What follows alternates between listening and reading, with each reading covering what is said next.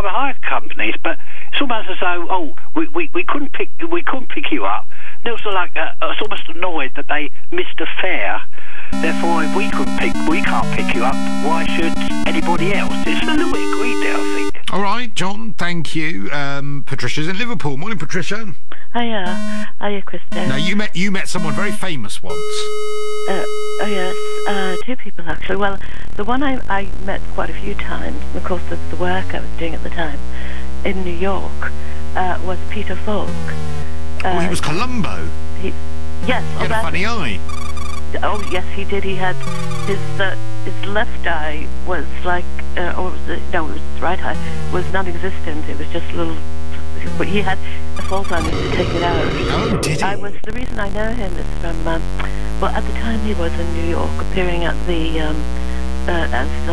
in The Prisoner of Second Avenue to play on Broadway. And he was taking art classes. He was very, very keenly interested in being, developing his artistic skills at the Art Students League of New York. And I was in New York visiting my deceased father, and I didn't know much to do. This was the 70s, so I was modelling at the Art Students League of New York as a life model. And I'm sorry to say this, because you shouldn't speak ill of the dead. Oh, go on, you can to me though, Patricia. I don't know. I don't know. He was the most miserable so-and-so you've ever came across. Oh, really?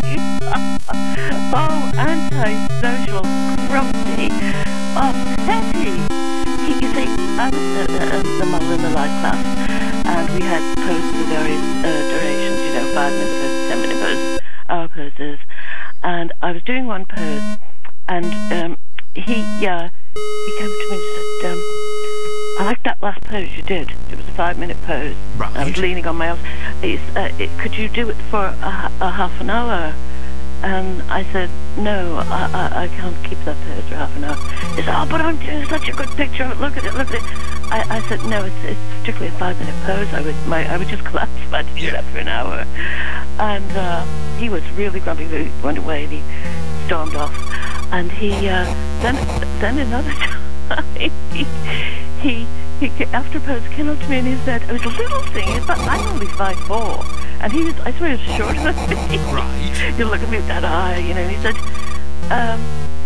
he said, you shorted us 5 minutes on that last pose. And I said, no, that was a half hour. I said, no, I started so it was not half an hour. No, it wasn't. It was 5 minutes too short. And I said, no, it wasn't. No, you owe me 5 minutes of the pose. I said, look at it. And he stood there by the little dressing cubicle, arguing with me for about 10 minutes. No, 15 minutes, about a 5-hour pose. And so did no one intervene, Patricia? No, everybody was sort of packing up their things at that point.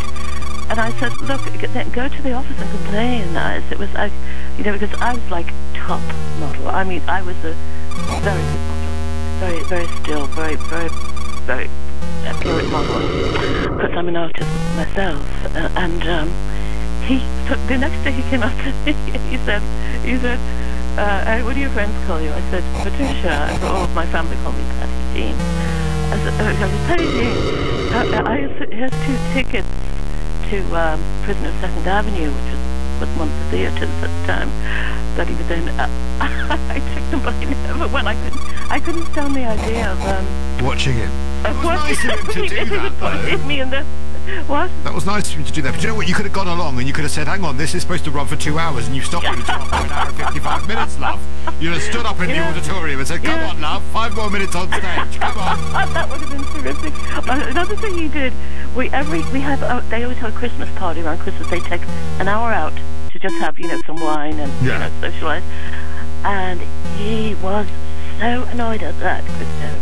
He just sat there in the corner with hands over his chest, grumpy because he was missing an hour of sketching. He was, let me tell you something about Peter Falk.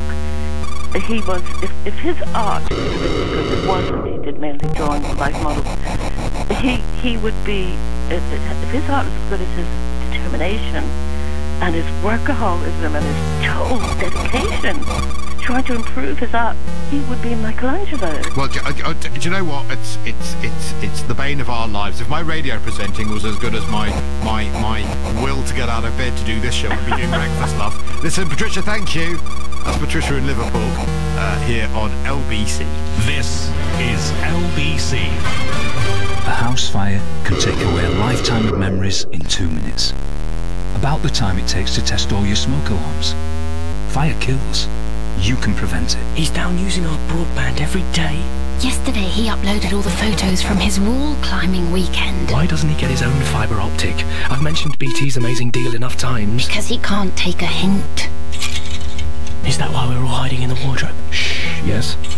Ow! Sorry, was that your arm? No, it wasn't my arm. Sorry.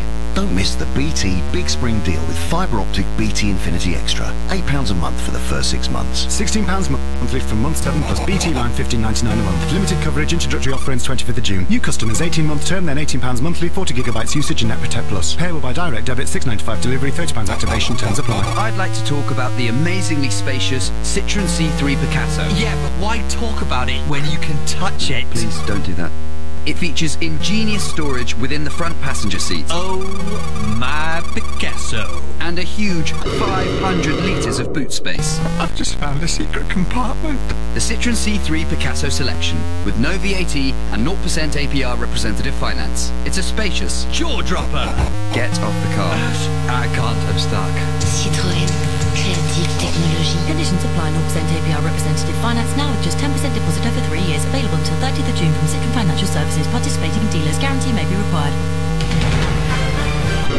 Leading Britain's conversation, Ken Livingstone and David Mellor. Saturday mornings from 10. To actually say this is a new Hitler intent on global domination, it isn't. Anyway, let's discuss this with Edward Lucas, the international editor of The Economist. Why don't we give a commitment now that we will never extend NATO to Ukraine? It's a bit atrocious to do that because people are scared of Russia. No, you're trying to encircle Russia because you're basically a stooge for American interests. I haven't seen Ken so animated for years. Although it's good for you, Ken. He's like a tonic. You're a man of like 30 years ago. You're out there, jumped out of your tree. This is wonderful. Ken Livingstone and David Mellor. Saturday mornings from 10. Only on LBC.